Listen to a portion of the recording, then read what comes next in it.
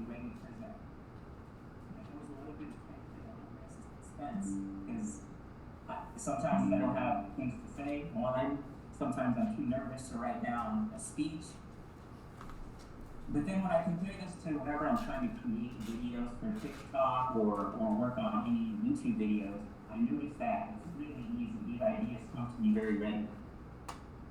So I was just wondering, why not take one of my TikTok ideas and just tack on an extra 2 to 3 minutes and then make it a speech for Toastmasters? It's already something I'm passionate about, and I'm already writing. A lot of the stuff that I'm doing day to day too, I can simply just write it down, put it on my phone, and I can make it, share it with the audience. Now, what are some good motivations for doing that?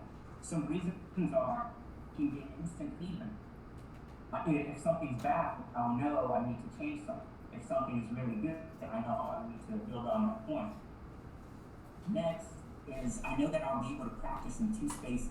I'll be able to see how the audience responds to some of my takes, and then I can take it to a wider audience and I can improve those things.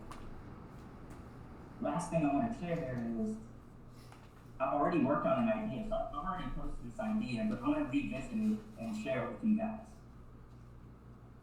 I recently read this book called War and Peace. It's by Leo Tolstoy. Some of my motivations for reading it were I wanted to get a better understanding of war just because of the current turmoil that we have going on in Russia and in Israel.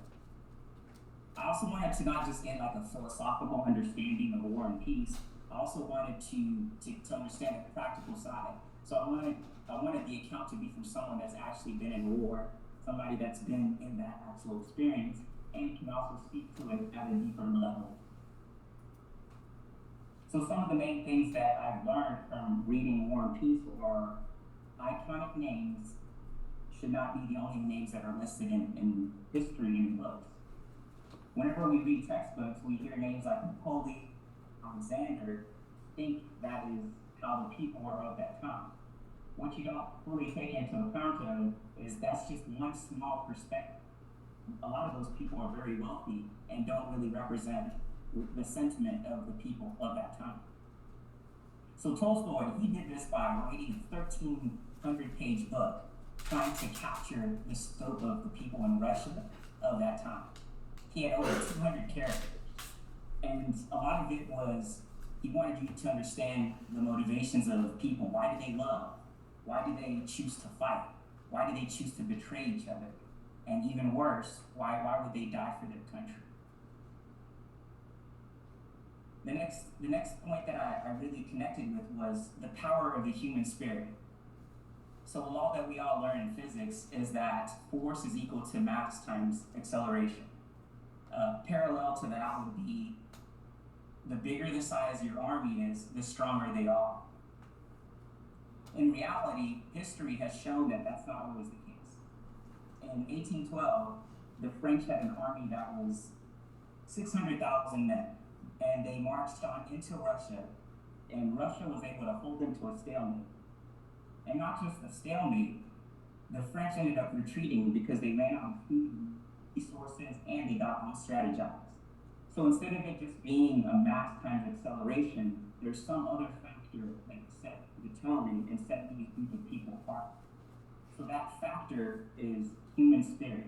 So that's the willingness to fight against all odds, the willingness for you to be brave when you know that you might lose something. And lastly, Tolstoy emphasizes the point that the world is a constant balance between 2 ideas, fate and free will. So fate is these ideas where what people tell you you're supposed to be, what your class says who you are, your race, your geography, where you're from. So all these predefined ideas that limit who you can become. And then free will is your individual ability to change that by making choices every day, by going to Toastmasters, learning to speak better, by practicing your jump shot. So again, these 2 things are in constant balance. So your goal as an individual should be to always try to maximize your free will. And I feel after I read this book, I increased my perspective or got more knowledge on war as a whole. But not just that, I was also able to write out my ideas in a short and succinct way and communicate them.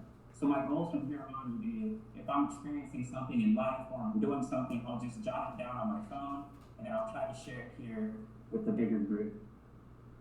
I thank everyone for taking the time to listen to my speech, and I give it back to the Toastmaster.